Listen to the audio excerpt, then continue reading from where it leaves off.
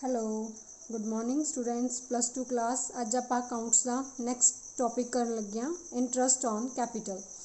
Interest on capital थोनों सबनों पता ही है बेटा, जेडे पार्टनर्स ने कैपिटल लगाई है फर्म दे विच तो वो कैपिटल लगाने के बदले फर्म उन्होंने की दिंदी है बेटा, इंट्रस्ट दिंदी है। ठीक है, तो उन्होंने आप इंट्रस्ट ऑन कैपिटल कहने हुण ये जो इंट्रस्ट आ किस तरीके नाल कैलकुलेट किया जाता, वह फॉर्मूला बेटा ये है, interest on capital is equal to amount of capital, जिन्नी अमाउंट उन्होंने कैपिटल की लगाई है इनटू किस रेट पर लगाई है इनटू किन्ने टाइम।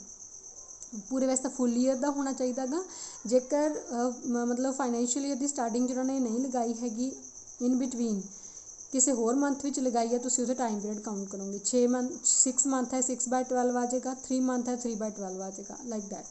हुण तुहानूं मैं एक एग्जाम्पल है वो समझानी है। देखो एक फर्म है, वो मोहित एंड रमेश आर पार्टनर्स ने, मोहित तो रमेश दो पार्टनर्स ने, उन्होंने profit and loss sharing ratio हैगी बेटा 3:1। ठीक है, कैपिटल जी आ उन्होंने 1/4 यानी कि 1 अप्रैल 2021 के मोहित की कैपिटल हैगी बेटा 80,000, रमेश की कैपिटल हैगी 60,000। रेट दोनों का सेम है, फर्म ने कहा 5% उन्होंने इंट्रस्ट जोड़ा वो दिता जाएगा। हुण इन्हूं आपां किवें कैलकुलेट करांगे, देखो बेटा पहला आपां मोहित का कैलकुलेट करके दिखानी है, बहुत ईजी है। मोहित की टोटल अमाउंट ऑफ कैपिटल, अपने फॉर्मूले में टोटल अमाउंट ऑफ कैपिटल उन्होंने कितनी लगाई है बेटा 80,000।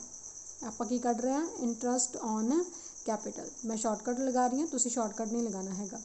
अमाउंट ऑफ कैपिटल लिख लिया into rate, rate is 5/100 into time. देखो 1 अप्रैल किया तो इट मीनस आप 31 मार्च तक चले, यानी कि पूरा फाइनैशियल ईयर, इस करके आप टाइम इत्थे नहीं लवांगे।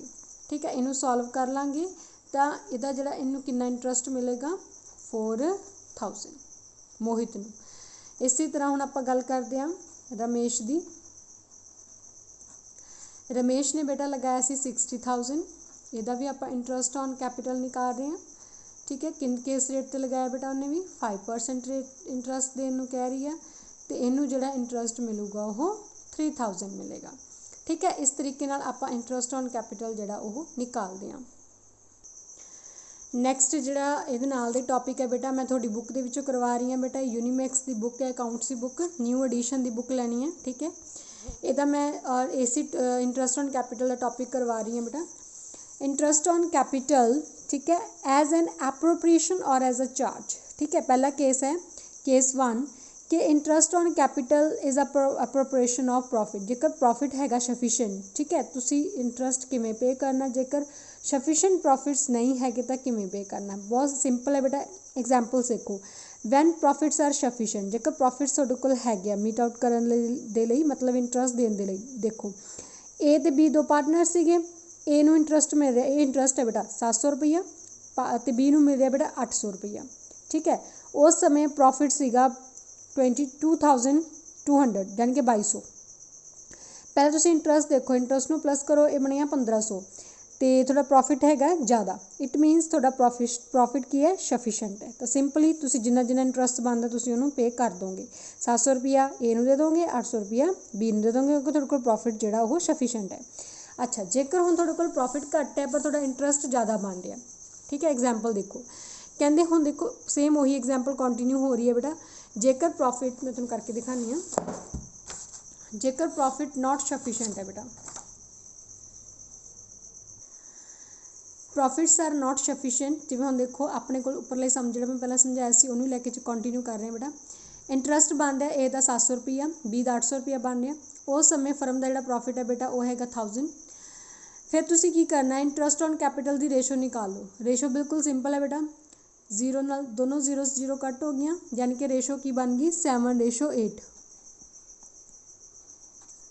क्लीयर है, हुण इस रेशो के विच तुसी प्रॉफिट नूं डिस्ट्रीब्यूट कर दो, यानी कि इनू पहले टोटल कर लो। तुहानूं मैं दस्सिया सीगा कि आपां रेशोस नूं किवें आपां करदे हां, 7 + 8 = 15।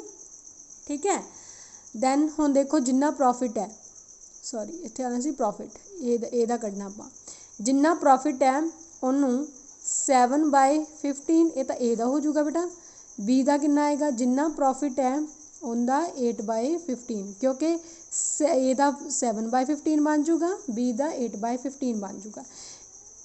ਇਹਨਾਂ ਦਾ ਕਰਾਂਗੇ ਤਾਂ ਆਪਣਾ ਜਿਹੜਾ ਇਹਨੂੰ ਮਿਲੇਗਾ ਇੰਟਰਸਟ ਇਹਨੇ ਮਤਲਬ 466.67 ਰੁਪੀज़, ਠੀਕ है। तो B ਨੂੰ ਮਿਲੂਗਾ 533.33 पैसे, मतलब 533 रुपीज़ ਤੇ 33 पैसा, ठीक है। इस तरीके ਨਾਲ मतलब ਇਹਨੂੰ ਆਪਾਂ इंटरस्ट ऑन कैपिटल ਨੂੰ कैलकुलेट ਕਰਦੇ ਹਾਂ। होप सो राजे ਤੁਹਾਨੂੰ ਇਹ वाला टॉपिक समझ आ गया होगा। नैक्सट टॉपिक ਆਪਾਂ नैक्सट वीडियो ਦੇ ਵਿੱਚ ਕਰਾਂਗੇ। थैंक यू बेटा।